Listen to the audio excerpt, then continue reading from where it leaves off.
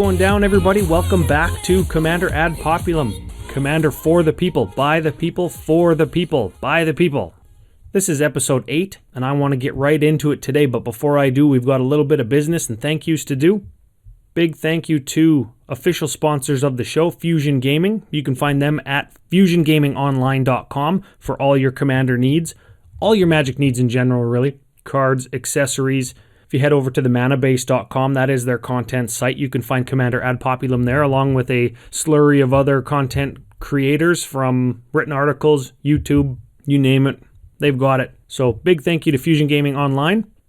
Next, two thank yous, new patrons. Big thank you to my good friend Steve.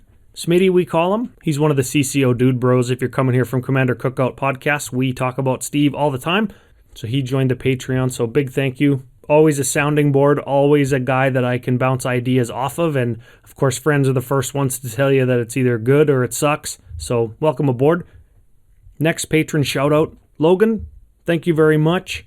It's good to have you aboard as well. The continued support is very appreciated. If anyone else wants to become a new patron and get a shout out on the show, you can head over to patreon.com/cadpopcast. I've got a bunch of new benefits listed there. It's starting to round into form. I said the other day on Twitter. I'm going to start using it as a little bit of a platform for altered art cards, especially when the altered art tutorial content is coming out when I hit that stretch goal. And I've even gone as far as making a little bit of a rough price guide for people who are interested. Then that way, if anybody asks, I can just point them there and they can see the kind of work that you get for the budget that you want to spend. So it's all there now. And if you're interested in learning how to do alters with me as your teacher, check back to the Patreon page frequently. I mentioned Twitter, @CadPopcast, if you want to submit any community topics. And then, of course, Facebook.com/CommanderAdPopulum. You can find me there. And today's community topic is actually from the Facebook page. I've been asked a couple times independently of the Facebook page by a few members of my little community that I'm building, and I've decided to tackle this. I'm not sure if it's going to be a one-time episode or if it's going to be a sort of a recurring thing, but the topic is, what does magic mean to you? And I'm going to expand on that a little bit, or I'm going to read that like, how does it affect you? What kind of person does it make you become? And this is a common thing in games, I think. It's like, if we zoom out even a little bit further, we can ask the question, why do we play games? And I think for the most part, the majority of people engage in gaming, some kind of a game, because it's a release, whether that be emotional or physical or mental, right? It's like, why does anybody enjoy playing sports ball? Because they like to be active. It's a little bit of a physical release, maybe after a long day at work or school or whatever. Maybe activity makes you feel good. Maybe, you win a game or any kind of game, whatever it is, you get a dopamine rush and you like that, right? Like everybody's talking about dopamine rushes lately. That seems to be a little bit of a buzzword. You can look that up if you want. I'm not going to get into it. Maybe you like to game because it's a social thing. You like to hang out with your friends once a week. Maybe you go to Friday Night Magic, or maybe like me and the CCO Dude Bros have a Tuesday night game. Maybe it's an opportunity to express yourself. I know this is a big one with Dungeons and Dragons. People like to create a story, or they like to pour their, for lack of a better term, fantasies or their wishful thinking into their character. And I think magic kind of touches on all of those things. It's a little bit of a mental and an emotional release. It is a social thing, especially Commander. And then it's a form of self-expression. And that last one has had me thinking all week when I've been thinking about this show and making notes. The last one, the self-expression, is a thing that I very much am into. Like, when I build a deck, I try not to do what everybody else is doing. I try to make it unique, right? Especially if it is a very on rails or scripted strategy, right? Some combo deck or whatever. Maybe you foil it out, or you get alternate art printings, or you get somebody like myself to paint cards in it. Or you even see those like laundry list decks where guys just get the most beat up versions of cards that they can. They don't sleeve it, and it's just terribly ugly deck, right? So what does magic mean to me? A few things. If we're using the next few episodes of Commander Ad Populum to go through our deck building process, that's where I'm going to start.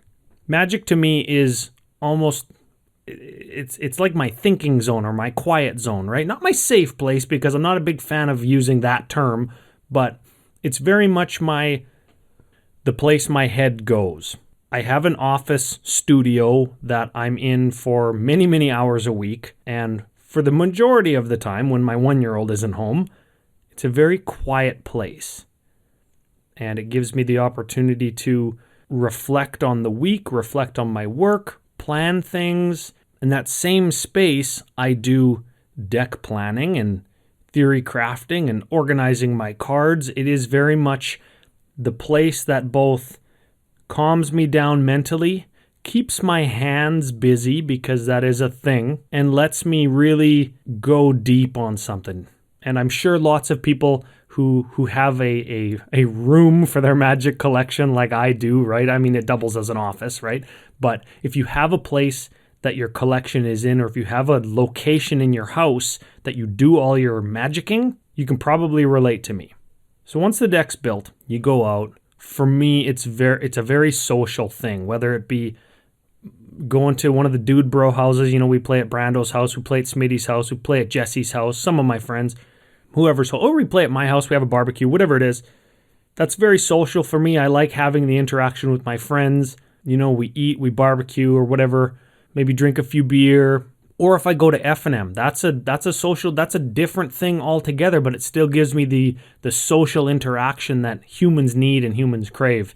So Magic really provides that. I think that's the other thing that everybody's going to be able to relate to, is when you sit down for a game of Commander specifically, whether you know the person or not, whether you know their deck or not, you're sitting down, you're introducing yourselves, you're playing a game of Magic, and you're having fun. And that could be at the end of a workday or on a weekend, or if you're traveling somewhere to do this. The goal is to have fun. So Magic to me is, of course, fun. The part of this whole topic that's got me thinking the most is the self-expression thing. I'm going back to that because in the past, I've been on record of saying I don't like playing against control players, or I don't like the blue players, or whatever it is. And I want to just slightly tweak that and change that to be a little bit more accurate. And I don't want anybody to think that I'm ragging on any subsection of players, except for the players who think that they're better than me, or the players that lie to me before the game starts. Those players I don't like, because nobody's better than anybody else. Somebody might be more experienced or know the rules better of Magic, but no person is better than any other person. And no person should lie in a game, unless that's part of the game rules, but Magic game rules aren't like that. So, I'm sitting down, I'm playing against a control person, and what that person's getting out of Magic is, again, for lack of a better term, some fantasy or role-playing something. I don't even know how to phrase it very well, and this is what's been eating at me for the last week that I've been thinking about this, is I don't know how to say it correctly, but I'll see if I can explain it. When you sit down and you're playing Magic and you're a control player, you're acting as the control player in the game, or you like the control archetype, maybe that's because maybe you feel like that's what Magic does for you. So many people these days feel as though they're out of control financially, out of control. They've got too much going on with school or work, or they're overloaded. It's final season, or they have no money, or you can't hold a relationship. You're out of control. Maybe you have an addiction issue. You're out of control. Maybe you feel as though you can't control your emotions, or your eating, or whatever it is. And then when you sit down and you play Magic and you're playing the control deck for that hour that you're playing an EDH game or whatever, that's when you're in control.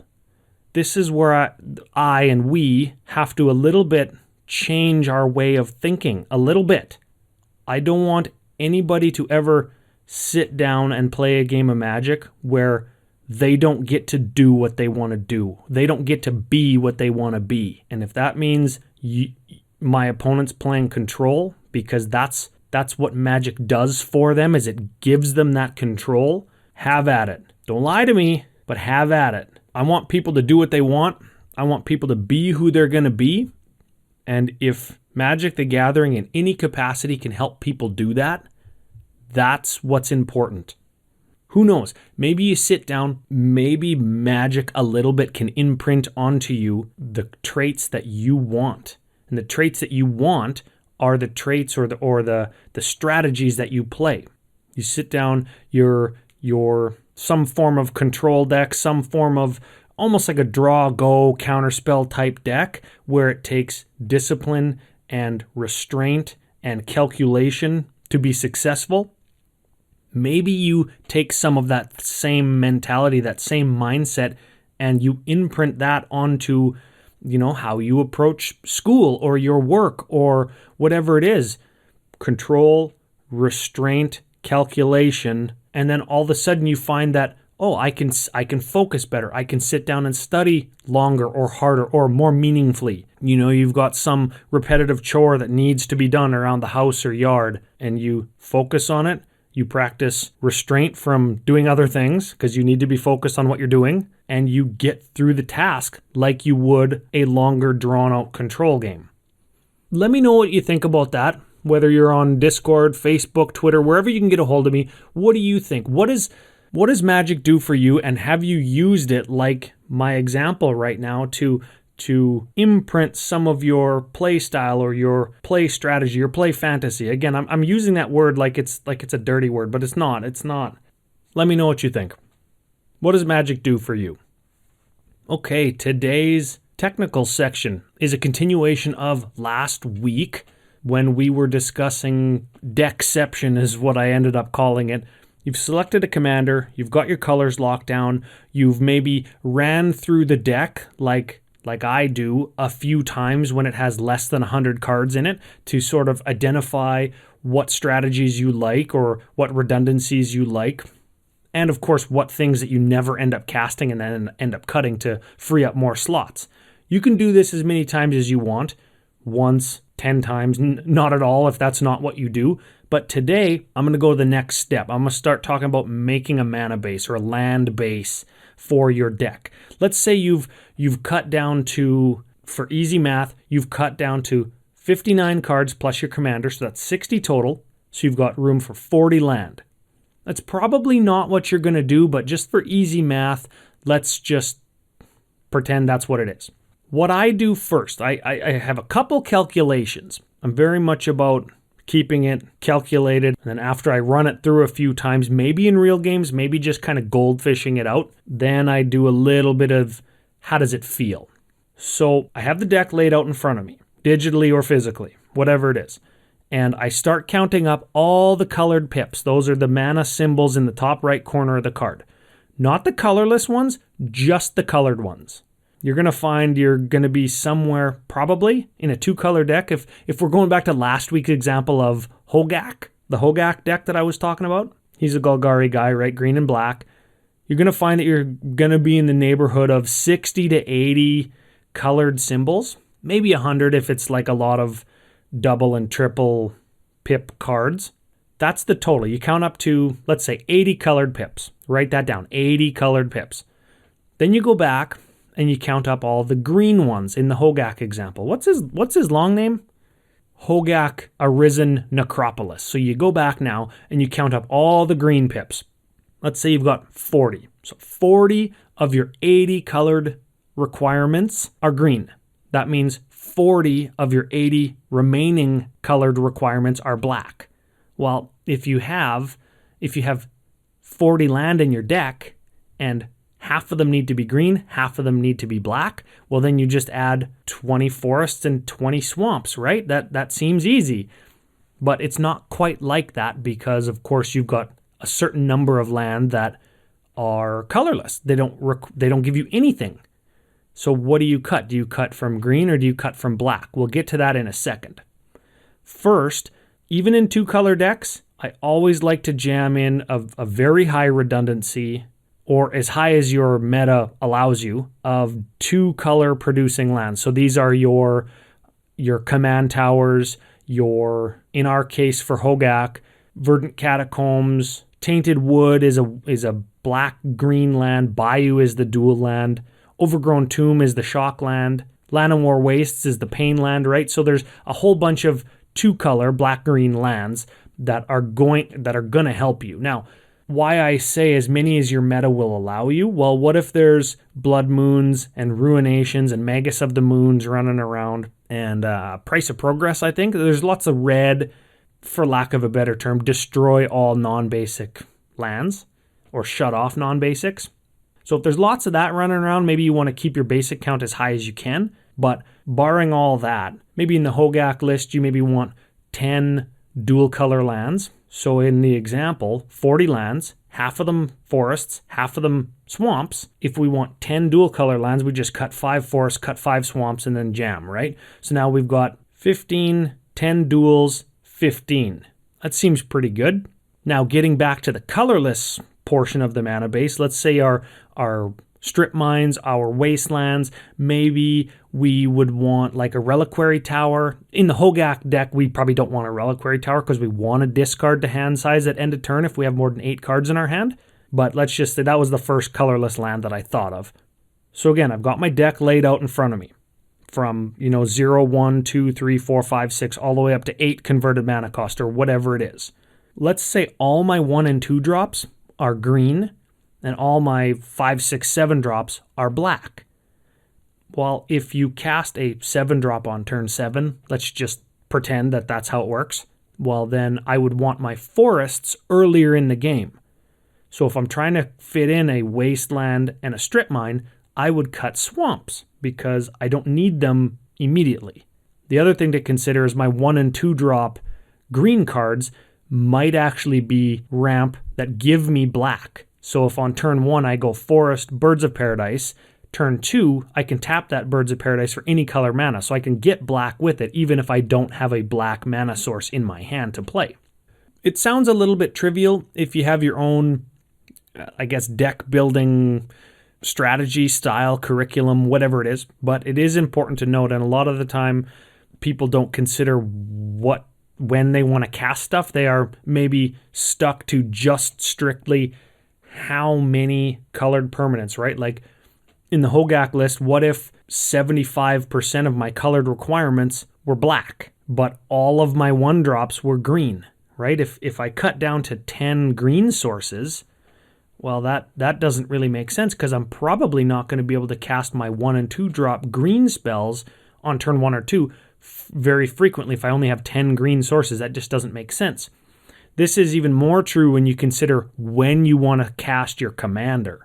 Your mana-based decisions can greatly be impacted by when you want to cast your commander. Let's say, and Hogak's a bad example because you can't use your mana to even cast them, but I'm thinking of like my Animar deck. It's green, red, blue, and you want Animar on turn 2 as often as humanly possible. So tap lands, no good. I would rather spend mana for a card that I literally just throw in the garbage on turn 2 if it gives me a mana, right? So things like Wild Cantor, Lotus Petal, and even Mox Diamond. Now, I'm not saying go out and just buy a Mox Diamond because that's like a $300 Magic card, but if I've got 3 land and a Mox Diamond, I go turn 1 land, pass the turn. I go turn 2 land, Mox Diamond, chuck my other land, cast my commander. Mox Diamond makes you have to discard a land when you cast it or else you sacrifice it, but I don't care about that other land because I only need 3 to cast my commander and win. So that's what I mean. You have to decide what you want based on your commander's color requirements. If your commander has 2 mana, like 2 green or 2 black in its converted mana cost or whatever, and you want to cast it as frequently as possible on turn 2, 3, 4, whatever it is, you have to make sure that you're skewing your mana base to account for casting your commander on curve. And that's where the dual colored lands come in, and depending on your commander's converted mana cost, that's when the tap land or not tap land thing comes in, right? Because some of those dual lands can get expensive if you're looking to just cast your commander on curve on turn 5 or 6, because he's a 5 or 6 drop. I mean, you can play a Guildgate, that's fine. But if you want to do it on turn 3, you're going to probably need a shock land, a pain land, command tower, City of Brass, mana confluence, all those things to make sure that you can hit any color whenever you need it, in addition to whatever the math on how many basics you need to run says. So that's how I start thinking about it. Again, trivial if you've developed a way to do it yourself. or trivial if you do it the way that I do it, but that's how I do it. So I hope that helps anybody, new Commander players, new Magic players. If you have your own way to do it, @CadPopcast on Twitter, maybe you can tell me how you do it and I can learn something. That's part of why I like to communicate with everybody so much. Okay, should we get into the set retrospective? Today, Ice Age. And to tell you the truth, when I started to put this show together, I thought it was supposed to be Homelands, but I guess Homelands came after Ice Age. I never knew that. Like in 20 years, I always just assumed that Homelands was next, right? But no, I guess it's Ice Age. Ice Age was Magic's 6th expansion set, and Homelands was its 7th. So I was just mixed up, I guess, for the last 20 years. So Ice Age, June 1995, came out, and it was Magic's first standalone set. Like, printed, had its own basics, had its own set of abilities and its own flavor, and everything was supposed to be its own thing. So much so that the game was supposed to be called Magic Ice Age. That's how originally the marketing team wanted to do it. With every new set was supposed to be Magic the something else. But for marketing reasons, recognizability, legal reasons, they kept it Magic the Gathering. They kept it all the same.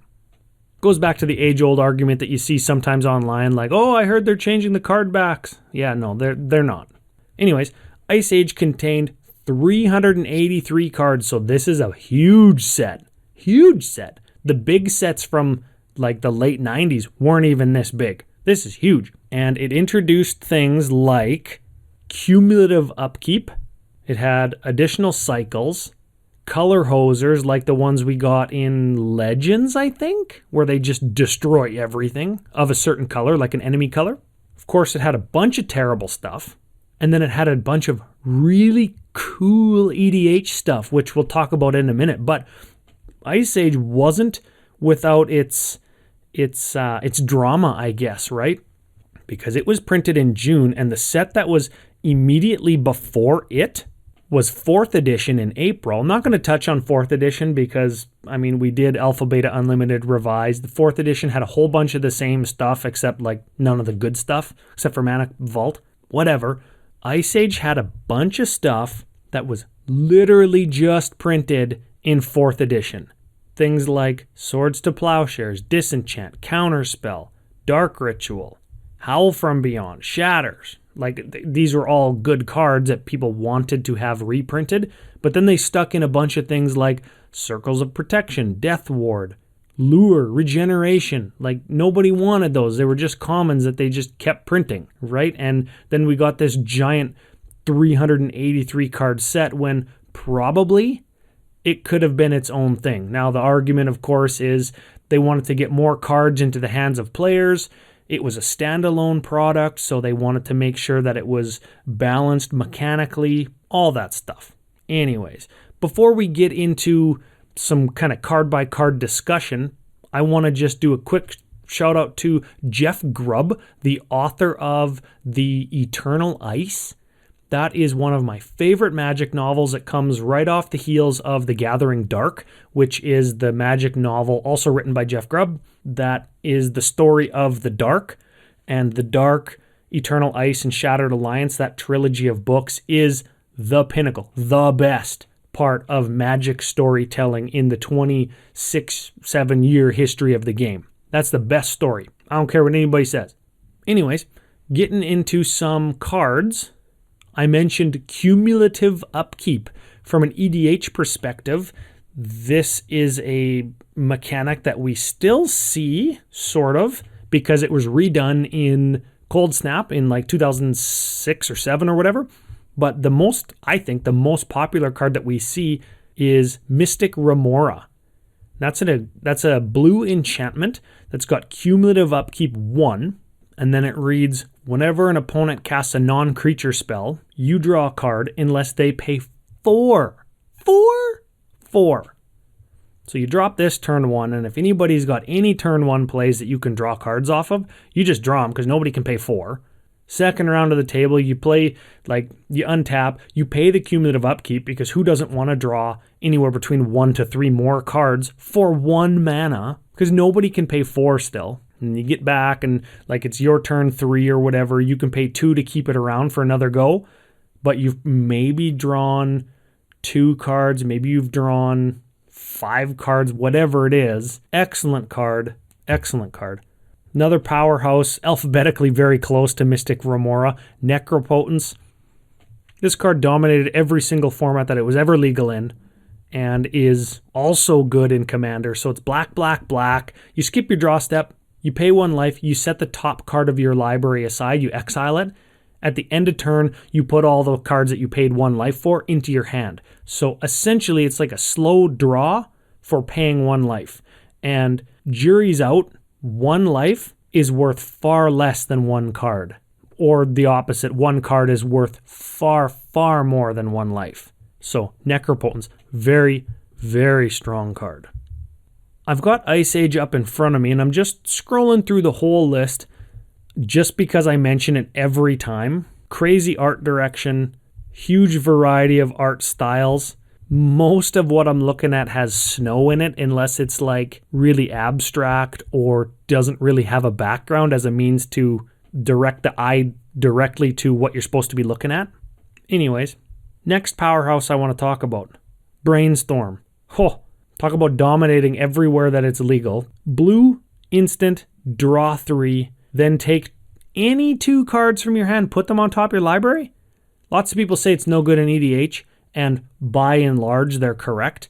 But the closer you get to all the way competitive, the better it is to hide a card in your hand on the top of your library, or the better it is to get rid of something and shuffle it away with a fetch land to draw something else. Like, that card, crazy good.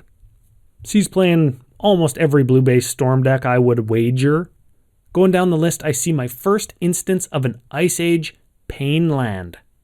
So that is a land that comes into play untapped. You can tap it for colorless, or you can tap it for 1 of 2 different colored manas, and it deals 1 damage to you. These are hugely important and popular in Commander. They're very affordable, comes into play untapped lands that give you 2 different colors of mana. Or if you don't need the colored mana, you don't even need to take a damage for tapping them. So the one I'm looking at right here is Brushland, and it taps for a colorless or a white or green, and deals 1 damage to you. So, super awesome.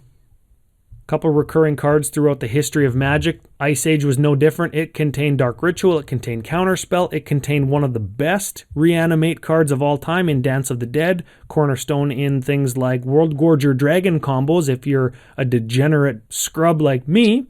Also, Demonic Consultation, cornerstone of a lot of Lab Maniac combo wins. It's black for an instant, you name a card. Exile the top 6 of your library, and then reveal down your deck by exiling until you hit the revealed card. You just name a card that's not in your deck, exile your whole library, cast a Lab Maniac, draw a card, you win the game. Super cool card.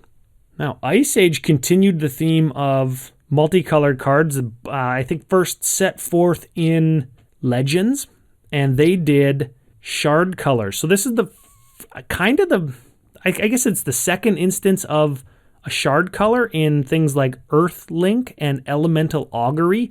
Check these out. So Earthlink, enchantment, 3 black, red, green. So that's your Jund colors. During your upkeep, you got to pay 2 or you sacrifice it. But whenever a creature is put into a graveyard from the battlefield, that creature's controller sacrifices a land. Eat your heart out, Grave Pact, right? 6 mana, wrath your board, right? Cast Damnation or whatever, and I have no creatures if I'm doing this, and you just have to sacrifice all your land? Nice. Put that in your stacks deck and smoke it. Elemental Augury was pretty cool as well in that it's just Grixis, blue, black, red, pay 3, look at the top 3 cards of target player's library, put them back in any order. Super cool. The Esper one was a commander, a legendary creature, Murky Reberet? I don't know. People know how to say it. The Naya one was Fiery Justice, deals 5 damage divided any way you choose to creatures, and then your opponent gains 5 life. So you can off creatures with it and give them a little bit of life, like that matters. You can kill 3 creatures with it is the important part of that card.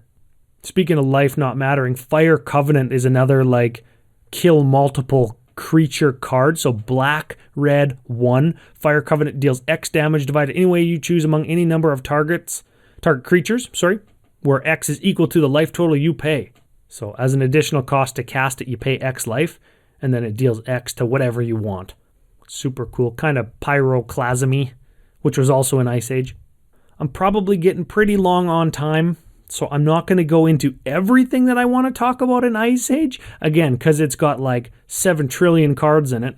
But there was reanimation and killing stuff in black. There was burn and destruction, land destruction in red. There was control and stealing stuff in blue. Ice Age introduced snow-covered lands to us for the first time ever.